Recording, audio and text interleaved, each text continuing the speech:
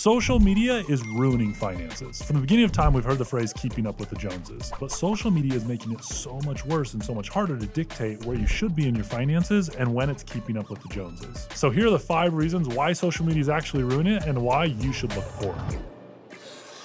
Reason number 1, it's going to attract the right people. Now, this is a hard one because there is a saying where the 5 people you surround yourself with are going to have the biggest impact on your life. And so you need to surround yourself with successful people, but also not surround yourself with people that are going to force you to keep up with the Joneses. Let me walk through this, okay? Let's say that you become best friends with a guy on the street, okay? You look at him, he's dressed nice, he's driving a nice car, he's got a Rolex on his wrist, and you're like, that dude Braiden on social media told me I need to surround myself with the 5 most successful people I possibly can. He invites you to dinner that night, you're like, oh, this is sweet. The problem is when you show up to dinner with that kind of guy, you're going to go to a restaurant that you can't afford. That dinner is going to cost you probably $500. You're going to be forced to order a drink that's way too expensive and try to keep up with them to fit into that group. There is a book called The Millionaire Next Door where it statistically looks at millionaires. It actually claims to be the largest study of millionaires inside the United States. The average millionaire is driving a 10-year-old car, living in a normal home inside a normal subdivision. When I say surround yourself with successful people, that does not mean surround yourself with flashy people. It means surround yourself with successful people, and there's a very, very big difference. When you surround yourself with flashy people, you're going to have to live a lifestyle inside that crew and inside that group to try to keep up. It's going to drain your pocketbook. It's actually going to hurt you financially, and it's not what we're looking for. Find people that live the lifestyle that you want to emulate, not driving Lambos with Rolex on your wrist, blowing tons of money at dinner when you don't have it. If they're encouraging you to do that, it's the wrong crowd to run in.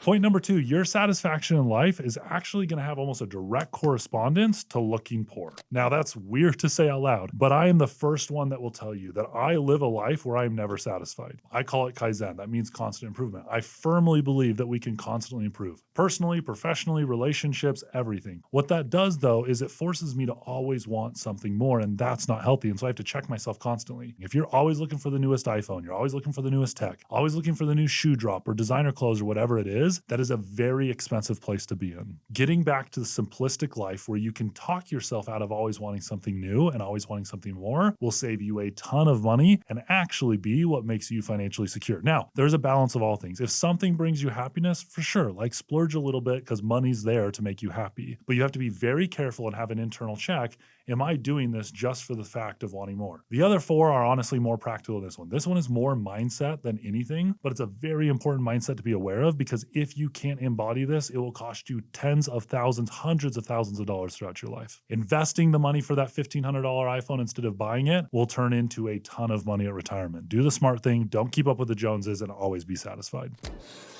Number 3, I'm going to call the domino effect, and a lot of people don't think about this. Let's say that someone just walks up to you on the street. Mr. Beast walks up to you the street. You're one of the lucky ones, and he gives you the keys to your dream car. Okay, let's say it's a Ferrari. What a lot of people don't realize is when you buy nice things, there is a domino effect monetarily that most people just don't expect. When you drive a Ferrari, you're going to be putting premium gas in it. Your tires are going to be stinking expensive. Maintenance, parts, insurance is going to be like 5x. And that domino effect starts really small. You don't realize it, but this is the definition of lifestyle creep, okay? I could have used any asset, a boat, nicer home, you name it. When you level up your life in one aspect, you calculate for that. Most people do calculate for that. I'm getting a nicer home, therefore my payment's going to be this much. What you don't realize is that you're going to put nicer furniture in it. Your insurance is going to cost more. You're going to have more house parties because you have more people. Like there's a domino effect to every nice thing that you buy in your life. And when you live a simple life and don't cause that domino effect to happen, you save a lot of money. For example, the car expense. If you have a normal car like a Honda or Toyota or something, you might put a couple $1,000s into maintenance, gas, tires, registration, insurance, everything. You drive a Ferrari,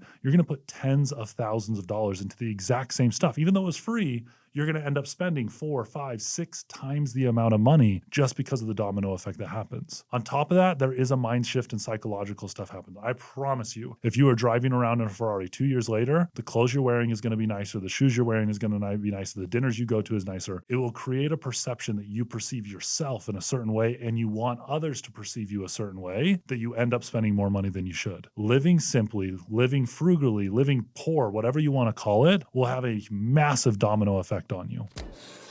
Number 4, you will have to retire with significantly less. Okay, this kind of goes back to lifestyle creep, but think about it. Okay, there's a 4% rule in retirement that people use all the time. What that means is every single year you can withdraw 4% of your portfolio to live on. So if you have $1 million portfolio, you can draw $40,000 every single year and you will never run out of money. Let's say that you want to retire with $50,000 a year because that's your lifestyle. You haven't let lifestyle creep happen. You don't have a mortgage anymore. It's paid off. You need $50,000. You need $1.25 million in order to retire. If you live on $100,000 because lifestyle creep has happened, you want to have that appearance, you want to drive nice cars, you want to wear nice things, you want to travel first class and be in nice hotels and all that stuff, you need now $2.5 million to retire. When you live smart and you're that millionaire next door and you're doing the things you need to, that retirement number gets cut in half so that you can retire earlier, so that you can retire with peace of mind and everything else. Your retirement number is a direct reflection of what you spend every single year. I know that's common sense, but a lot of people don't think about it. If you increase your living expense or you increase your car payment or you increase anything by a couple $100, that's hundreds of thousands of dollars more that you have to get in retirement just to be able to make ends meet. Don't compare yourself to people on social media because it's going to make that retirement number nearly impossible to get. And number 5, money does not buy happiness. Now, I would argue that money does buy peace of mind, but you don't need materialistic things for that peace of mind. I almost guarantee the vast majority of people, when they get to retirement or they're on their deathbed or whatever it is, they're not going to think back and say, I wish I spent money on that, or I wish I drove this car, or I wish I would have done this. The vast majority of people are just going to say, I wish I spent more time here, or I had this experience. Find your value set. Figure out what you want to spend your money on. One for me is travel with my family. Yes, that does increase lifestyle creep. We do it in a cost-effective way, but the memories that I make with my wife and children when we travel the world is something that I will cherish forever, and I'll be forever grateful that I did. Driving a nice car, for me, I'm not a car person, okay? That brings me no happiness. That's flashy. I don't need it, and it's just going to increase lifestyle creep. There's a very distinct difference between the two, and I can't give you that answer for you, but I promise you that simplicity, living like you're poor, forgetting social media and what it's telling you to do, especially like the media buying and the ads that you're seeing, and figure out where your value set is and spend money on that. That is what will bring peace of mind. That is what will bring happiness. So money can buy happiness when it's used to buy the things that actually bring value into your life. Spend some time, talk to your spouse, girlfriend, boyfriend, life partner, I don't care what it is, and figure out exactly what this means for you, because there is some tangible takeaways from this video that will make a huge impact in your life if you actually implement them. As always, let me know what you think down below. If you found value in this video, hit that subscribe button and I'll see you next week.